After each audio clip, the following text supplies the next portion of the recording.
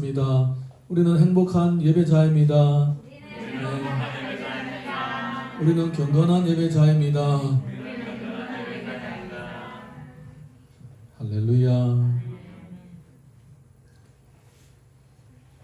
여시춘추 차금이라는 책이 있습니다. 오래전에 기원 한 200년 전인가 그때 쓰여진 책인데 지금부터 한 2000 몇백 년 전에 교육된 책이죠. 그 책에 이런 내용이 있습니다. 전국시대에 어떤 초나라 사람이 배를 타고 넓은 강을 건넜습니다.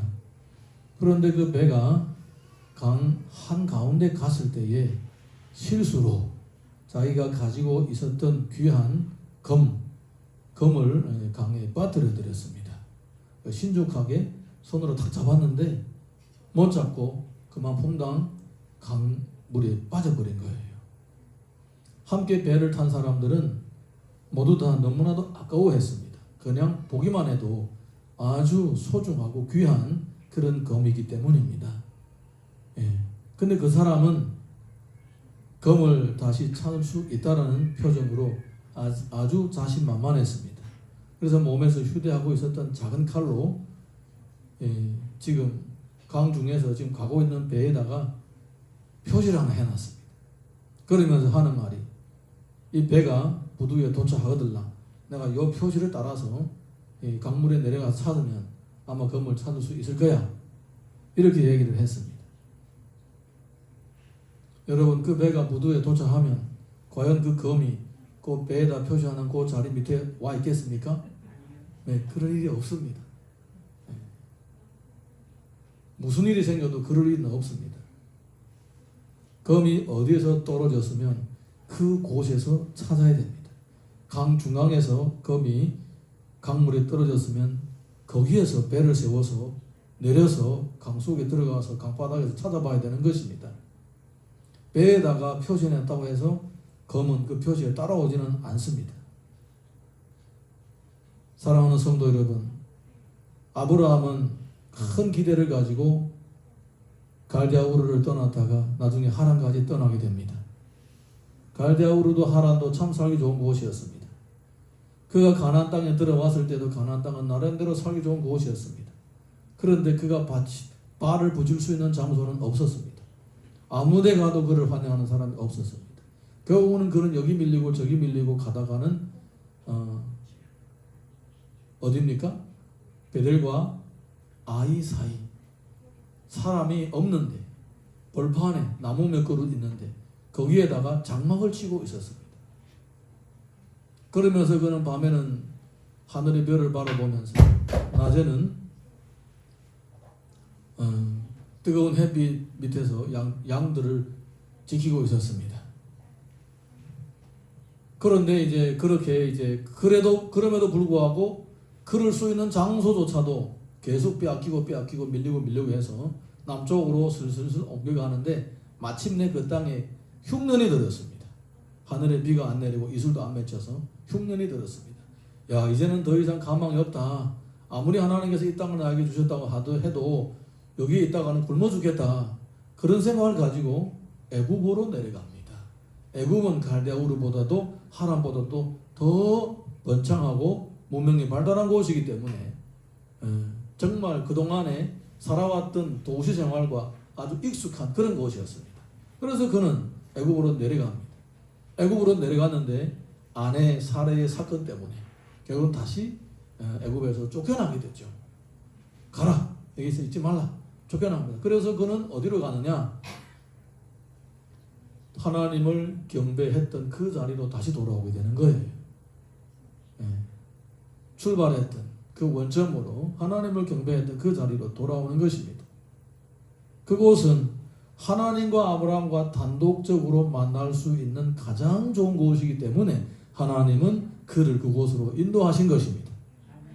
아브라함은 이와 같은 실수를 하면서 하나님의 인도하심의 원리 원칙을 터득하게 되는 거예요. 내가 보기 좋은 곳으로 다니는 것이 아니라 하나님과 만나기에 좋은 곳으로 다녀야 되겠구나라는 이런 믿음의 경험을 가지게 되는 것입니다. 이것은 아브라함뿐만 아니라 모든 믿음의 사람들이 신앙생활을 하면서 터득하게 될 인도하심의 원리 원칙입니다. 할렐루야. 인도하심이라는 것은 배에다가 자국을 남기는 것이 아니라, 인도하심이라는 것은 현실 생활 가운데서 어디에서 무엇을 어떻게 하는지 하나님으로부터 응답받으면서 한 걸음 한 걸음 가는 것을 가리키는 것입니다. 물론 하나님께서 귀에다 대고 야, 너 오늘 어디로 가라, 야, 너 저기로 가라, 이렇게 하는 경우는 지극히 드뭅니다. 이런 사람들은 수천만 명 중에서도 한두 사람 찾기 힘들 정도로 우리에게는 그런 일이 있으리 마마합니다. 대부분의 경우에는 하나님의 말씀을 통하여 깨달음을 얻게 되고 또 기도하다가 마음의 평안을 얻고 하나님의 응답임을 확신하고 됨으로써 삶 가운데 실천하게 되는 것입니다. 이런 기도 응답과 말씀의 인도하심은 허황한 것이 아닙니다. 배에다가 흔적을 내는 것이 아니라 현실 삶 가운데서 시간과 공간 속에서 구체적으로 이루어지는 거예요. 그러므로 우리가 이 인도하심을 구체적으로 따라갈 때에 하나님은 어떻게 은혜를 주시는가? 바로 아브라함에게 말씀하셨던 것처럼 가는 곳마다 복되게 하시는 거예요. 근데 아버지 때 그런 경험을 했는데 아들도 똑같게 그런 연단과 훈련을 받게 되는 것을 우리는 확인할 수가 있습니다. 창세기 26장 1절 2절 우리 읽어보겠습니다. 시작. 아브라함 때에 첫 흉년이 들었더니 그 땅에 또 흉년이 들매 이삭이 그랄로 가서 블레셋 왕 아비멜렉에게 이르렀더니 여호와께서 이삭에게 나타나 이르시되 애굽으로 내려가지 말고 내가 내게 지시하는 땅에 거주하라. 아브라함 때 흉년이 들었더니 이삭 때에도 또 흉년이 드는 것입니다. 예, 또 흉년이 드는 겁니다. 이삭도 마찬가지입니다. 사람인지라 먹고 살기 힘들면 아무래도 여기 계속 있다가는 굶어 죽겠다라는 생각이 들까요, 안 들까요? 예, 들죠. 예, 들게 되어 있습니다. 사람이란 다 똑같습니다. 우리가 지금 역사 속의 인물들을 뭐 손가락질하고 비판하고 지적할 수도 있겠지만은 우리는 그들보다도 때로는 더 심하고 더 험한 존재입니다. 더 언영 요동치고 흔들렸을 겁니다. 다 그런 거예요. 그래서 이삭이 슬슬 남쪽으로 내려갑니다. 그럼 그랄까지 왔습니다. 이제는 한 걸음만 더 가면 이제 이집트 아프리카 땅을 밟게 되는 거예요. 그런데 그때에 무슨 일이 생겼는가? 여호와께서 그에게 나타나신 것입니다. 할렐루야. 예. 하나님은요, 우리가 내 실수뿐만 아니라 우리 전 세대 사람들이 실수한 것조차도 다시 답습하는 것을 절대로 원하지 않습니다. 아멘입니까? 아버지 어머니가 실수했던 건 내가 똑같게 실수하는 거 하나님 원하시는 게 아닙니다. 우리는 대를 지나면 지날수록 더 좋아져야 합니다. 만약에 우리 부모 세대의 실수를 우리가 똑같게 그거를 전철을 밟는다면 우리는 부모 세대보다 못한 사람이 되는 거예요. 그러면 사회가 점점 발전합니까? 쇠퇴합니까? 쇠퇴하게 되는 거예요. 그들은 몰라서 했는데 나는 보고도 따라서 하잖아요. 잘못된 것을 그들은 몰랐는데 우리는 알고도 따라하잖아요. 그러면 점점 못해지는 거예요. 사랑하는 성도 여러분, 신앙생활에는 더욱 그렇습니다. 우리의 믿음의 선배들이 실수한 것을 우리가 보면서 이거는 잘못된 거고 이렇게 하면 안 되는구나, 이렇게 교훈을 받으면서 나는 그렇게 하지 말아야 되는 것입니다. 아멘입니까? 예. 그래서 하나님께서는 부모 세대의 실수를 하지 않도록 하기 위하여서 내려가기 전에 하나님께서 이미 이삭에게 나타나서 가지 말라고 하시는 거예요. 간 다음에 데려오시는 게 아니라 아예 처음부터 가지 말라고 하는 거예요.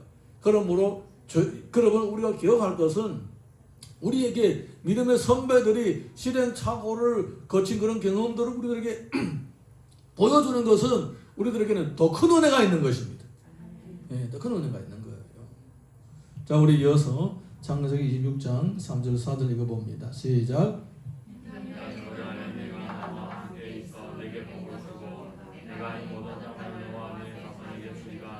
내가 내 아버지 아브라함에게 맹세한 것을 이루어 내 자손을 하늘의 별과 같이 번성하게 하며 이 모든 땅을 내 자손에게 주리니 내 자손으로 말미암아 천하 만민이 복을 받으리라. 아멘. 하나님께서 뭐라고 하시냐면 이 땅에 거류하라는 것입니다. 가지 말고 이 땅에 멈춰라는 것입니다. 여기까지만 오라는 것입니다. 더 이상 가지 말라는 거예요. 사랑하는 성도 여러분, 우리가 신앙생활을 할 때는요, 이 백색 지대가 있고 회색 지대가 있고 검정 지대가 있는 거예요. 저것은 확실하게 죄다라고 할 수 있는 것들이 있습니다. 우리가 다 알잖아요. 10계명, 우상 숭배하지 말라, 다른 신을 섬기지 말라, 여호와 이름을 막는 데 걸지 말라, 안식일을 지켜라. 그리고 쭉 내려오죠. 뭐 살인, 간음, 거짓 증거, 뭐 도둑질, 탐심 이런 것들이 나오죠. 이런 것들은 명백한 흑색 지대입니다. 이런 데는 우리가 뭐 더 이상 옳다 아니다라고 가타부타 물을 필요가 없이 그거는 잘못된 겁니다. 그리고 성경에서는 우리 보고 반드시 하라고 하는 것들이 있습니다. 예를 들어서 뭐 예배를 제대로 드려라, 뭐 먹이를 힘쓰라, 뭐 전도하라, 뭐 이런 헌금 생활을 뭐 제대로 하라, 교회 봉사를 하라, 뭐 이런 것들 전부 다 명확하고 변함이 없는 가르침입니다.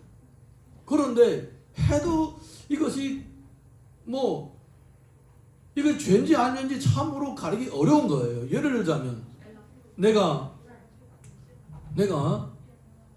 요혼가에 가서 전도를 해야 될지 말아야 될지, 여러분 어떻게 생각하십니까? 요혼가에 가서 전도를 해야 됩니까? 말아야 됩니까?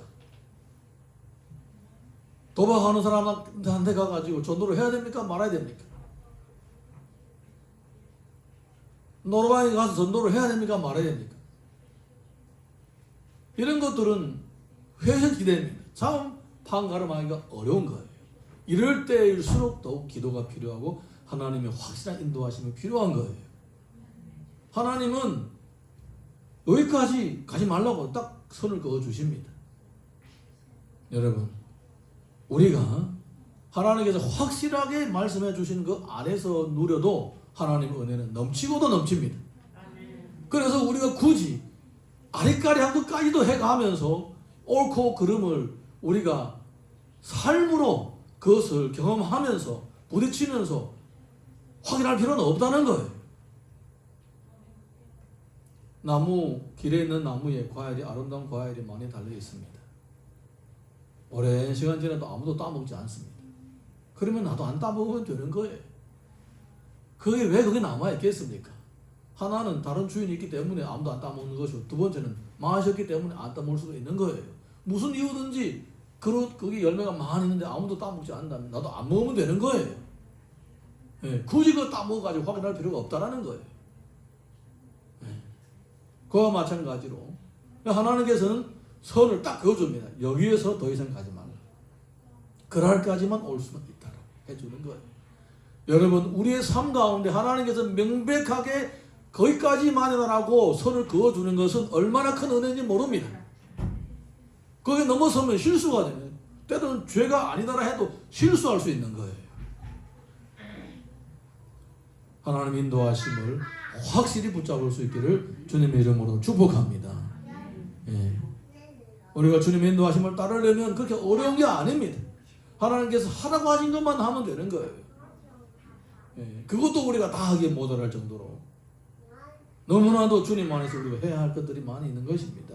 할렐루야.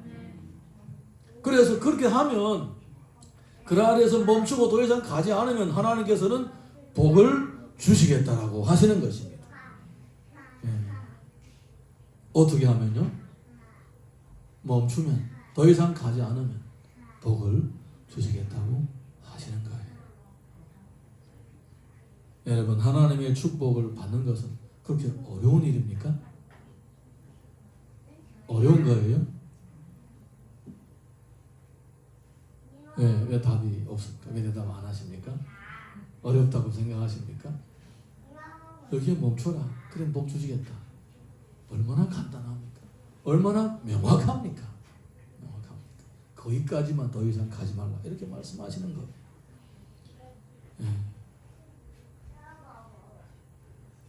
자, 우리 창세기 26장 5절 보겠습니다. 시작. 이는 아브라함이 내 말을 순종하고 내 명령과 내 계명과 내 율례와 내 법도는 지켰음이라 하시니라. 아브라함은 하나님의 명령과 법도를 지켰기 때문에 하나님은 아브라함에게 복 주셨습니다. 그리고 이삭도 마찬가지입니다. 너도 너네 아버지처럼 그렇게 하나님의 말씀을 지키면 너도 복을 받을 것이다. 이렇게 말씀하시는 거예요. 이렇게 말씀하시는 것입니다. 그래서 우리의 믿음의 선배들의 잘하고 못한 것들을 우리가 객관적으로 잘 판단하고 수용하게 되면 우리도 그들이 받은 그 복보다 더 큰 은혜를 받게 되는 거예요. 그들이 그 실수의 고생을 우리는 안 해도 되는 거예요. 이어서 창세기 16장 12절에서 14절 상반절 읽습니다. 시작.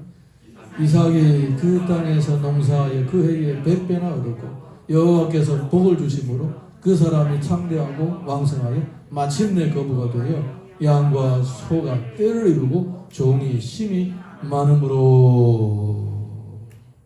이삭이 하나님의 말씀을 순종했습니다. 자기 아버지처럼 그렇게 가지 말라고 하니까 가지 않았습니다. 그랬더니 어떤 일이 생겼느냐? 그 해에 농사를 했더니 100배나 얻었다라고 하는 것입니다. 할렐루야. 하나님은 순종하는 자들에게 복을 주십니다. 저는 2021년도를 두고 계속 기도해 왔습니다. 하나님 아버지, 2020년도 늦은 비의 이른 비의 은혜, 늦은 비의 은혜를 주시겠다고 약속하셨고 때를 따라 돕는 은혜를 주시겠다고 약속하셨는데 2021년도는 어떤 복을 주시기를 원하십니까? 기도했을 때 하나님께서는 이 말씀을 주셨습니다. 100배의 복을 주시겠다고 했습니다. 저는 2021년도가 기대가 됩니다. 우리 교회에 이런 일이 일어날 것이고 또 이 말씀을 믿고 따르는 사람의 삶 가운데도 이 일이 일어날 것입니다.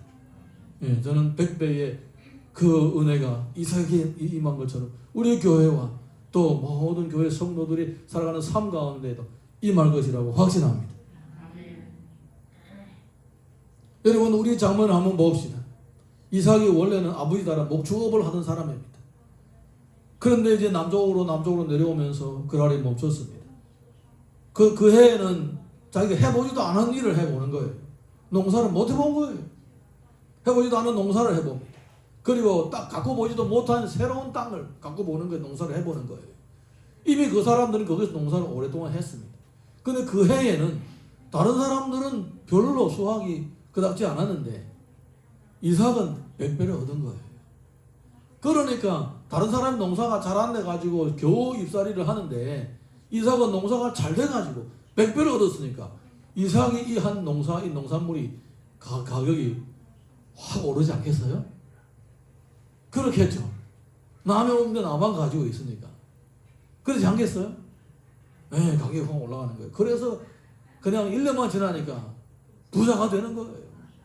부자가 되는 거예요. 그냥. 그리고 양도, 뭐 소도 잘 돼가지고 1년만 지나니까 거부가 되는 거예요. 1년만 지나니까. 여러분, 하나님께서 복을 주실 때에는 새벽의 이슬과 같은 은혜를 주실 때도 있고 때로는 폭포수와 같은 은혜를 주실 때가 있는 거예요.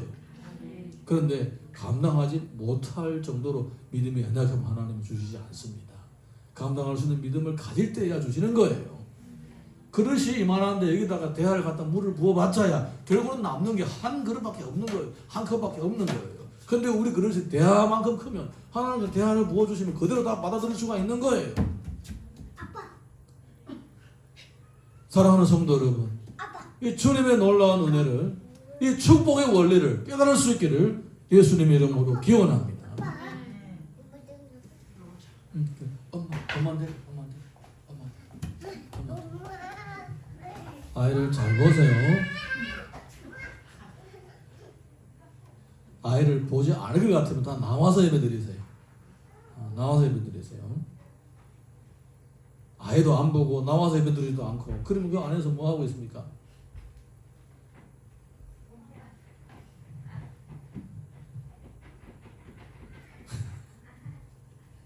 예.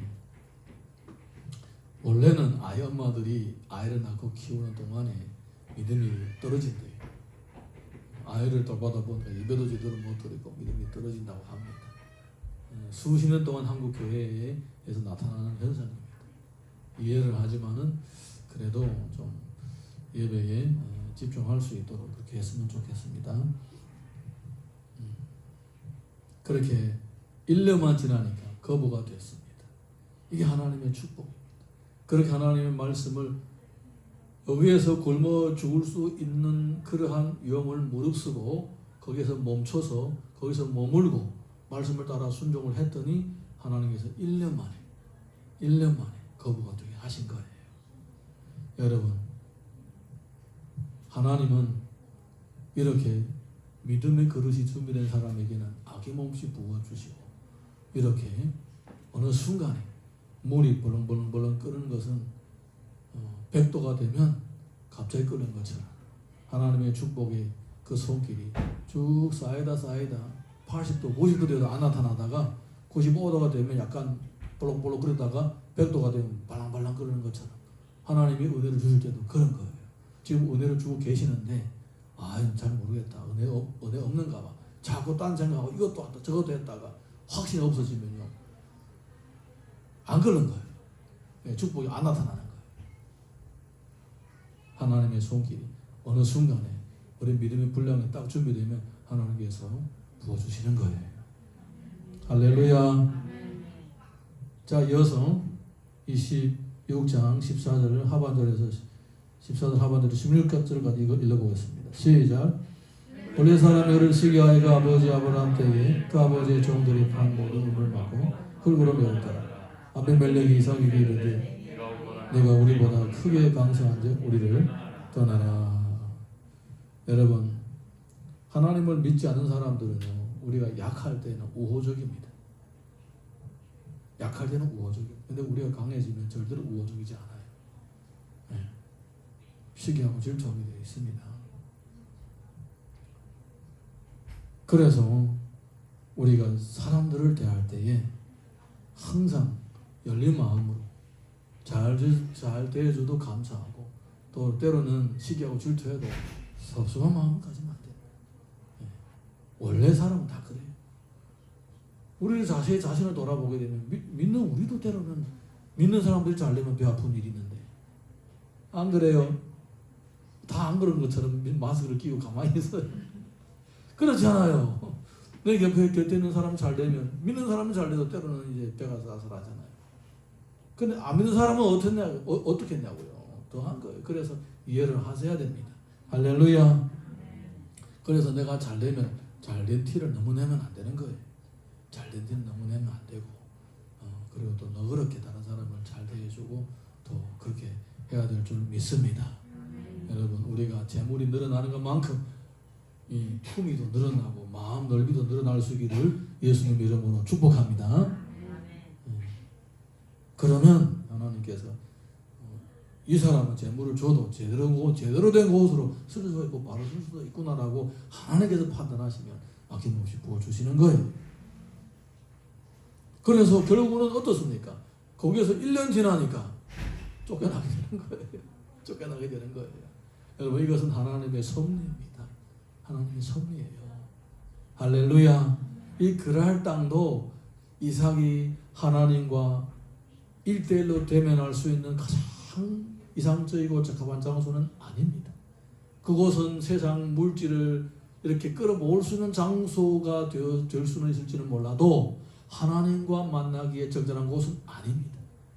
결국은 하나님께서 억지로 그를 코를 꿰매가지고 잡아당기지 않아도 세상이 그들을 가만히 두지 않는 거예요. 세상이. 그래서 어쩔 수 없이 거기서 또 밀려나게 되는 거예요. 또 밀려나게 되는 거예요.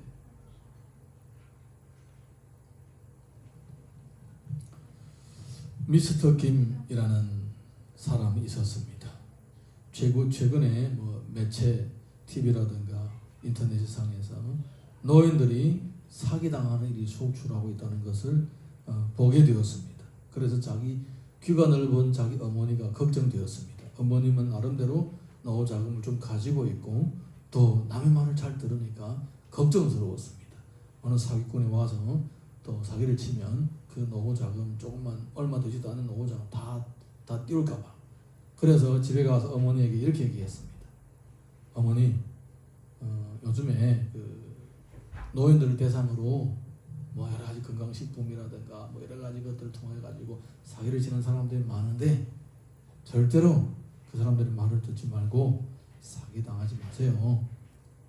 그래서 어머니가 뭐 집에서 일제일 하면서 그냥 건성으로 알았어. 근성으로 대답을 하는 거예요. 근성으로 대답하니까 더 걱정스러운 거 아니에요.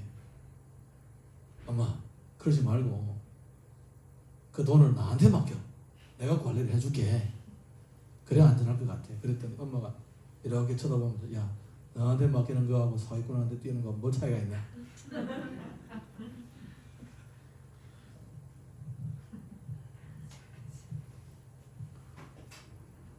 제일 가까운 사람이 제일 못 믿어집니다. 예, 물론 사기꾼하고 아들하고는 다르죠. 예, 어쨌든 엄마는 그렇게 얘기를 했대요. 예, 웃고 지나갑시다. 창세기 26장 17절에서 18절 읽어봅니다. 시작.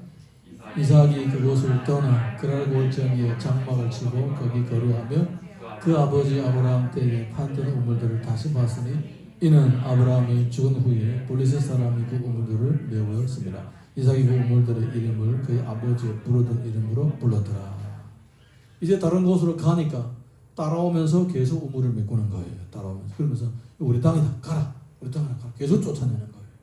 자, 이어서 16절에 19절에서 21절 봅니다. 시작.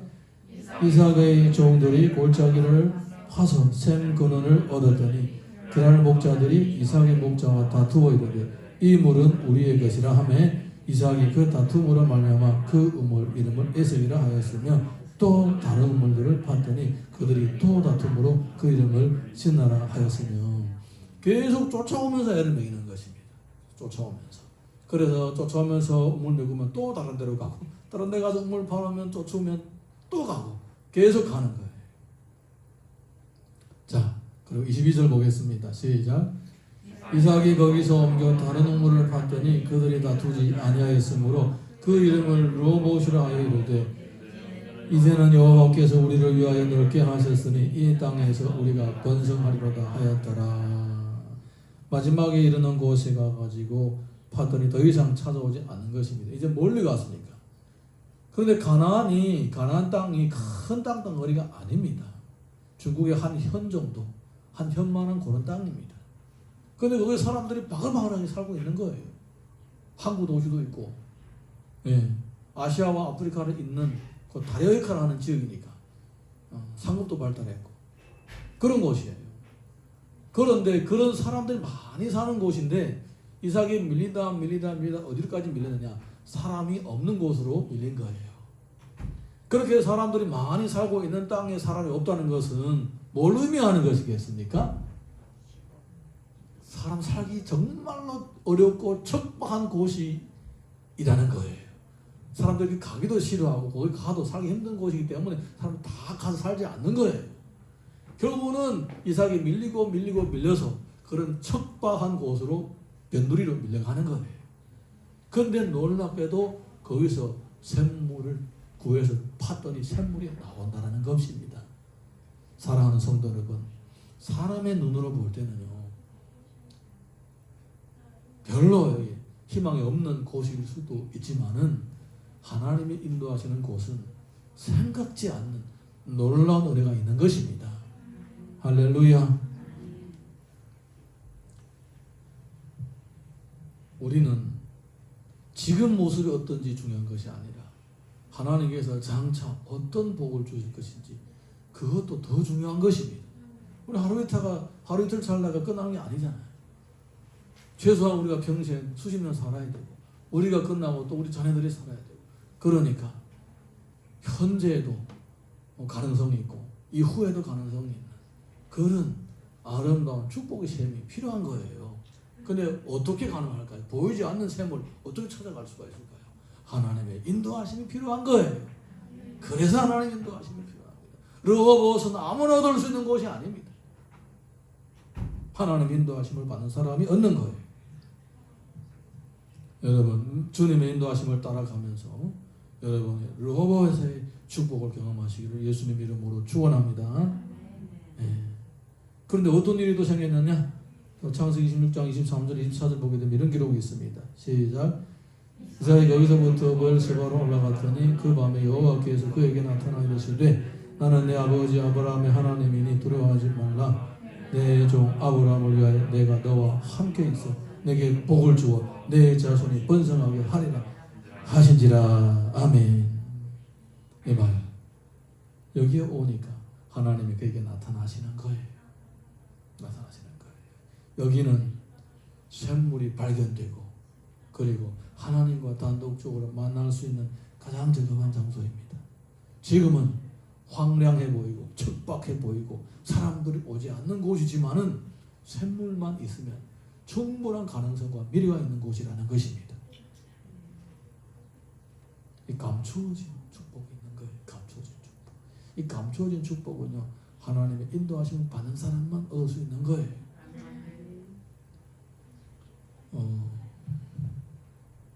아직 할 게 많아서 하고 싶은 얘기를 미뤄버리고 나중에 하겠습니다. 창세기 26장 26절 27절 보겠습니다. 시작. 아벨의 그 친구 아우사과 군대장관 비골과 더불어 그랄에서부터 이삭에게로 온지라. 이삭이 그들에게 이르되 너희가 나를 미워하여 나에게 너를 떠나게 하였거늘 어찌하여 내게 왔느냐. 아브멜렉이 군대장관을 데리고 이삭이 온 거예요. 이삭이 반갑겠습니까? 쫓고 또 사람 없는 곳으로까지 쫓아가지고 저 척박한 땅에서 굶어 죽든지 알아서 해라고 그렇게 쫓아는 사람이 오면 반갑겠습니까? 안 반가운 거예요. 그래서 왜 왔냐? 뭐 우리 어린애들이 노래하는 그 노래 있잖아요. 우리 집에 왜 왔니? 그처럼 왜 왔냐고요? 그랬더니 얘기를 합니다. 28절에서 29절 시작. 그들이 이르되 여호와께서 너와 함께 계심을 우리가 분명히 보았으므로 우리의 사이고 우리와 너 사이에 맹세하여 너와 계약을 맺으리라 말하니 너는 우리를 해하지 말라. 이는 우리가 너를 범하지 아니하고 선한 일만 내게 행하여 내가 평안히 가게 하였음이니라. 이제 너는 여호와께 복을 받은 자니라. 이 사람들 하나님을 믿지도 않은 사람인데 가만히 보니까 가는 곳마다 잘 되거든요. 가는 곳마다 잘 돼요. 아무리 쫓아도 아무리 멀리 가 살아라고 척박한 곳에 가서 뭐 알아서 죽든지 살든지 해라고 해도 거기에서 또 샘물을 얻는 거예요. 가는 곳마다 샘물을 얻는 거예요. 이 사람들 신기한 거예요. 우리는 왜 못 얻었지? 신기한 거예요. 아무래도 무슨 뭐가 있겠다. 여호와께서 저들을 복주중에 맡겠다라고 보는 거예요. 여러분, 이게 바로 하나님 인도하심을 받는 사람들의 삶 가운데서 풍기는 향기입니다. 하나님 인도하심을 살다 보게 되면 이렇게 안 믿는 사람들도 저 사람 뭔가 좀 다르네 이렇게 느껴진다는 거예요. 근데 이런 분위기가 형성되면 전도는 저절로 되는 거예요. 나는 하나님 제대로 믿지도 않고 그냥 악착같이 세상 사람하고 경쟁하면서 싸우면서 살다가 예수 믿으세요라 하면 니나 잘 믿어라 이러지 않겠어요? 그러는 거예요. 근데 우리가 주님 인도하심을 따라 살면서 이렇게 이삭처럼 너그럽게 잘 될수록 마음이 너그러워지고 그럼 더 잘 되고 이러면서 누가 뭐 괴롭혀도 그래 알았다 양보하면서 이렇게 살다 보게 되면 자연스럽게 전도의 문이 열리게 되는 거예요. 저절로 찾아오잖아요. 예. 30절에서 31절까지 보겠습니다. 시작. 이삭이 그들을 위하여 잔치를 베풀며 그들이 먹고 마시고 아침에 일찍 일어나 서로 맹세한 후에 이삭이 그를 보내며 그들이 평안히 가더라. 이삭이 그들을 위하여 잔치를 베풀었습니다. 먹을 것을 줬습니다. 같이 먹었습니다. 같이 먹었다는 것은 무엇입니까? 서로 신뢰를 한다는 거예요. 내가 상대방에게 나쁜 마음을 먹으면 음식에다가 뭐 하다못해 설사하기라도 타놓으면 모르잖아요. 그때는 정말 죽어도 모르는 때입니다. 진짜 그랬습니다. 중국 무예명화 보게 되면 그냥 독을 다 죽여버립니다. 그 다음 두 번째, 그날 밤에 이 사람들이 이삭의 장막에서 같이 머물렀다는 거예요. 어떻게 그렇게 이거 다 서로가 신뢰하기 때문에 가능한 거예요. 남의 집에서 자다가 어떻게 될지 누가 압니까? 모르는 거예요. 성경을 보게 되면 자다 죽은 사람 안 들립니까? 수많은 사람이 있는 거예요. 신뢰하기 때문에 같이 먹을 수도 있고 같이 장막에서 같이 밤을 지낼 수도 있는 거예요. 이와 같이 이 이삭과 이 아비멜렉은 이렇게 신뢰의 관계가 형성된 겁니다. 안 믿는 사람과 믿는 사람 사이 이렇게 신뢰의 관계가 형성된 것은 그냥 하나님의 역사하셔야만 가능한 거예요. 할렐루야. 자, 우리 32절에서 33절 보겠습니다. 시작. 그날에 이삭의 종들이 자기들이 판 우물에 대하여 이삭에게 와서 알리되 우리가 물을 얻었나이다 하며 그가 그 이름을 세바라 한지라. 그러므로 그 성읍 이름을 오늘까지 보엘세바라 하였더라. 우물이 여기서 저기서 터지는 거예요. 우물이 생활의 근본을 이루는 가장 소중한 자원인 우물이 계속 발견되는 거예요. 예, 하나님의 축복이 함께 하신다는 증거입니다. 축복한 땅인 줄 알았는데 이 사람들은 가는 곳마다 우물을 얻는 거예요. 여러분의 삶 가운데에서도 여기저기서 샘이 터질 수 있기를 주님의 이름으로 축원합니다. 제가 사당동에서 살 때 있는데 어느 가을날 오전에 월요일 날이었는데 오전에 산책 나갔습니다. 이렇게 산책 나가지고 멀리 보니까 관악산 봉우리가 보이는 거예요. 관악산 봉우리가 보이는 거예요. 그래서 갑작스럽게 야 내가 저 봉우리를 한번 올라가 보고 싶다는 생각이 드는 거예요. 그래서 그냥 출발을 했어요. 산책 나갔다가 등산이 된 거예요. 그냥 즉흥적으로 등산이 된 거예요. 그래서 막 올라갔어요. 혼자서 길을 따라만 올라갔는데 한 2시간 걸리더라고요. 그래서 그 관악산 봉우리 깃발까지 꽂혀 있는 곳이 있습니다. 그럼 나중에 보면 보일 거예요. 거기까지 올라가가지고 내려다보면 그 높은 곳의 공기를 맡으면서 높은 곳에서 한번 내려다보면서 숨도 돌리고 기도까지 했습니다. 서울 시내를 보면서 여기저기 보면서 기도도 하고 그리고 내려왔습니다. 그 내려왔는데 내려오다가 2시간 넘으니까 목이 마른 거예요. 목이 마른 거예요. 그래서 산책을 등산을 올라오면서 샘이 있었던 생각이 안 나는 거예요. 어디 물을 말 수 있는 장소가 없었던 것 같아요. 그래서 원래 오던 길로 아니고 다른 길로 내려갔습니다. 혹시라도 샘물라도 발견하면 물 좀 마시고 내려갈래요. 예, 물 좀 마시고 갑시다. 그래서 다른 길로 내려왔는데 마침 좀 얼마 되지 않아서 진짜 거기 샘물이 있는 거예요. 이 돌로 이렇게 쌓아놓은 샘물이 있더라고요. 근데 산 중턱이 아니라 거의 산 봉우리 근처니까 사람들이 많이 다니지 않더라고요. 그래서 오래된 그런 샘물이에요. 물은 계속 나오더라고요. 이 돌로 이렇게 쌓여져 있는데 제가 찍어놓은 사진도 있습니다. 그래서 거기서 물을 마시면서 잠깐 쉬면서 무슨 생각이 드냐면 야 참 누군가가 언젠가 여기다가 이렇게 샘터를 닦아놓은 것이 정말 고맙다. 이 사람들이 여기다 닦아놔가지고 내가 나뿐만 아니라 지나는 사람마다 여기서 물을 마시게 되는구나 이런 생각이 들더라고요. 그래서 거기 앉아서 물도 마시고 쉬면서 이 샘물을 누가 이렇게 샘터를 닦아놨는지 모르지만은 그 사람들 위해 축복 기도해주고 내려왔습니다. 축복 기도까지 해주고 내려왔습니다. 예.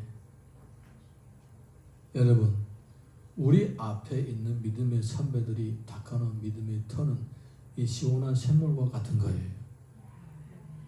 그 사람들이 시행착오를 겪거나 또 축복의 그런 삶을 살았던가 이런 것들은 후배들에게 샘터가 되는 거예요.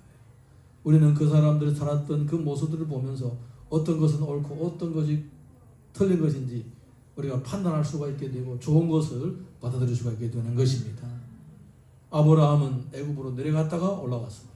이삭은 내려가지 않고 멈추었다가 하나님이 그어놓은 경계선까지 멈췄다가 다시 어디로 갑니까? 다시 예배의 자리로 돌아가게 되는 것입니다. 이것이 바로 하나님의 인도하심이십니다. 하나님은 우리와 만나기를 가장 좋고 적절한 곳으로 우리를 이끌어 주시는 거예요. 이것이 바로 인도하심의 초점입니다. 창세기 21장 33절에서 34절 우리가 한번 읽어봅니다. 시작. 아브라함은 보엘세바에 에셀 나무를 심고 거기서 영원하신 여호와의 이름을 불렀으며 그가 몰레셋 사람의 땅에서 여러 날을 지냈더라. 여러분 이 보엘세바는 이삭이 개척한 곳이 아니에요. 이미 아버지 아브라함 때에 여기 보엘세바에다가 에셀 나무를 심었고 거기에서 하나님께 예배를 드렸던 곳입니다. 이삭이 쫓기다가 나중에는 어디까지 왔느냐? 여기까지 온 거예요. 여기까지 온 거예요. 여러분 이 축복의 장소는 이렇게 대를 이어가면서 하나님의 축복이 계속 임하는 것입니다. 출애굽기 20장 24절 봅니다. 시작. 내게 토단을 쌓고 그 위에 내 양과 소로 내 번제와 화목제를 드리라. 내가 내 이름을 기념하게 하는 모든 곳에서 내게 임하여 복을 주리라. 내 이름을 기념하는 모든 곳에서 네게 복을 주리라. 할렐루야. 여러분, 우리가 함께 모여서 예배하는 이유가 무엇입니까? 이와 같은 하나님의 약속이 있기 때문입니다. 많은 사람들이 뭐 복을 구하는 것은 기복주의 사상이라고 하지만은 천만의 말씀이요. 그렇게 위선적인 설교를 하거나 그런 메시지를 전하면 안 되는 거예요. 잘 되기를 원치 않는 사람이 어디 있습니까? 안 그렇습니까? 우리가 잘 되는 이유가 뭔지 더 중요하죠. 하나님께서 우리들에게 복 주시는 이유를 깨닫고 그 받은 복을 바른 데다 쓰는 것이 하나님 기뻐하시는 것입니다. 할렐루야. 우리가 예수님을 믿는 근본적인 원인은 나와 하나님과 가까워지고 주님의 뜻대로 살기 위한 것입니다. 그런데 어떻게 하면 주님과 가까워지고 어떻게 하면 주님의 뜻을 이루어질까요? 우리가 이 땅에서 뭐 물질과 멀리하고 문화와 멀리하고 그리만 하면 다 됩니까? 아닙니다. 하나님의 인도하심 가운데는 물질의 축복도 들어있고 건강의 축복도 들어있고 그리고 건강한 대인관계도 들어있는 거예요. 여기에서 벗어나서 살 수가 없는 거예요. 여기서 벗어나려면 죽어야 됩니다. 빨리 천국으로 가야 되는 거예요. 저는 하나님의 복을 구해야 된다고 생각합니다. 기복주의 사상이고 뭐고 나발이고 그러면 당신의 재물을 다 내놔라고 그를 설교할 것 같으면 당신이 가난을 해라고 자기는 뭐 다 누리면서 뭐 기복주의 사상이고 뭐고 난리를 하는 거예요. 기복주의 사상은 그거는 예수님을 믿지 않은 사람들이 가지고 있는 거예요. 믿는 사람들은 주의 일을 하려면 뭔가 필요한 거예요. 할렐루야. 나중에 기회가 되면 기복주의에 대해서 잘 얘기하겠습니다만은 하나님께서는 우리들에게 복을 주시기를 원하십니다. 그래서 그 받은 복을 잘 활용해서 하나님께 영광을 돌리게 하시는 거예요. 히브리서 4장 16절 보겠습니다. 시작. 그러므로 우리는 긍휼하심을 받고 때를 따라 또 없는 은혜를 얻기 위하여 은혜의 보좌 앞에 담대히 나아갈 것입니다. 때를 따라 또 없는 은혜를 받기 위하여 늘 주님의 은혜의 보좌 앞으로 나아갈 수 있기를 바랍니다. 여러분, 하나님은 주시는 곳이 따로 있는 거예요. 마태복음 18장 10절 보겠습니다. 시작. 두세 사람이 내 이름으로 모인 곳에 나도 그들 중에 있느니라. 아멘. 하나님은 가장 기뻐하시는 곳은 바로 그의 이름을 부르고 그를 경외하는 그곳을 기뻐하시고 그곳에서 모이는 그 사람들에게 복을 주시는 거예요. 어느 날 우리 예배 장소가 그런 곳이 되고 그리고 우리가 매일마다 생활하고 있는 그 가정이 그 장소, 그 현장이 이런 로고 같은 이런 부엘세와 같은 곳 되기를 주님 이름으로 축복합니다. 우리 자리에서 다 일어나시겠습니다. 다 일어나시고 찬양 부르고 같이 기도하겠습니다.